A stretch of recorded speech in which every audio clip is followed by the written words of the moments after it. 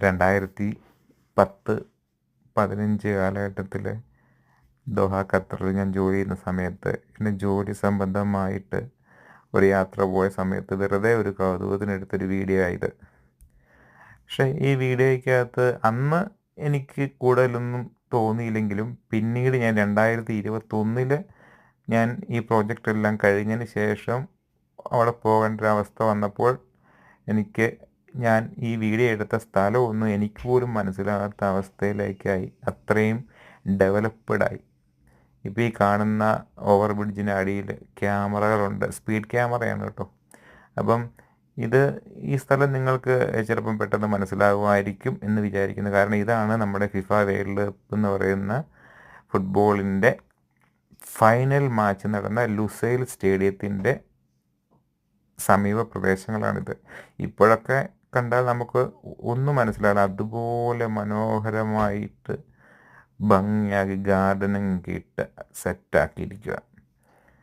പക്ഷേ എനിക്ക് അവിടെ പോസിറ്റീവായിട്ട് പറയാനുള്ളത് എന്താ വെച്ച് കഴിഞ്ഞാൽ, ഒന്നും അല്ലാതിരുന്ന എന്നെ എന്തെങ്കിലുമൊക്കെ ആക്കി തന്ന ഒരു നാടാണ് ദോഹ ഖത്തർ.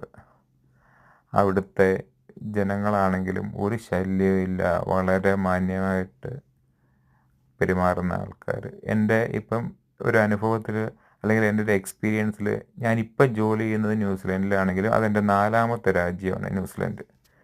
ന്യൂസിലാൻഡ് മോശമല്ല, ന്യൂസിലാൻഡ് നല്ലതാണ്. ജീവിത നിലവാരം മെച്ചപ്പെട്ടതാണ്. സാലറിയൊക്കെ ആണെങ്കിലും അത്യാവശ്യം പോക്കറ്റ് നിറഞ്ഞ് കിട്ടുന്ന രീതിയിലുള്ള സാലറികളൊക്കെ ന്യൂസിലാൻഡ് എനിക്കിപ്പോൾ കിട്ടുന്നുണ്ട്.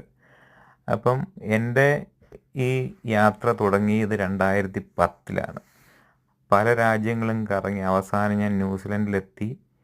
ഇപ്പം ന്യൂസിലാൻഡിൽ എനിക്ക് അത്ര വലിയ ഒരു ഇഷ്ടമൊന്നുമില്ല. മിഡിൽ ഈസ്റ്റ് പോലെ അത്ര ലൈഫൊന്നും അത്ര ആസ്വദിക്കാനുള്ള ഒരു സംവിധാനങ്ങളൊന്നും ന്യൂസിലാൻഡിലില്ല. പക്ഷേ ഇവിടുത്തെ കാലാവസ്ഥ അടിപൊളിയാണ്. എന്താ പറയുന്നത്, ഒരു പുതിയതായിട്ട് കല്യാണമൊക്കെ കഴിച്ച ആൾക്കാർക്ക് പറ്റിയ വെതറാണ്. നല്ല തണുപ്പാണ്, ബാക്കി ഞാൻ പറയുന്നില്ല. പിന്നെ സാലറി അത് ഇമ്പോർട്ടൻ്റ് ആണ്. ശമ്പള വ്യവസ്ഥ ഇവിടെ അടിപൊളിയാണ്. എല്ലാ ആഴ്ചയിലുമാണ് നമുക്ക് ശമ്പളം കിട്ടുന്നത്. എനിക്ക് അത്യാവശ്യം കുഴപ്പമില്ലാതെ നല്ലൊരു ശമ്പളമുണ്ട്, ഞാൻ ഹാപ്പിയാണ്. പക്ഷേ മിഡിൽ ഈസ്റ്റിൽ അങ്ങനെയല്ല, ശമ്പളം മാസമാണ് കിട്ടുന്നത്. അപ്പം ചിലവ് കുറവുണ്ട്, അത് വേറൊരു കാര്യം. പക്ഷേ നമുക്ക് നാട്ടിലേക്ക് പോകാനൊക്കെ വളരെ ഈസിയാണ്. പക്ഷേ ന്യൂസിലാൻഡിൽ അങ്ങനെയല്ല. ന്യൂസിലാൻഡിൽ നിന്ന് നമ്മുടെ കൊച്ചിയിലേക്കൊരു യാത്ര ഫ്ലൈ ചെയ്യാൻ വേണ്ടി മാത്രം നമുക്ക് 17.5 മണിക്കൂർ വേണം. ഓക്കെ, അടുത്ത വീഡിയോയിൽ കാണാം. ഒന്ന് സബ്സ്ക്രൈബ് ചെയ്യൂ.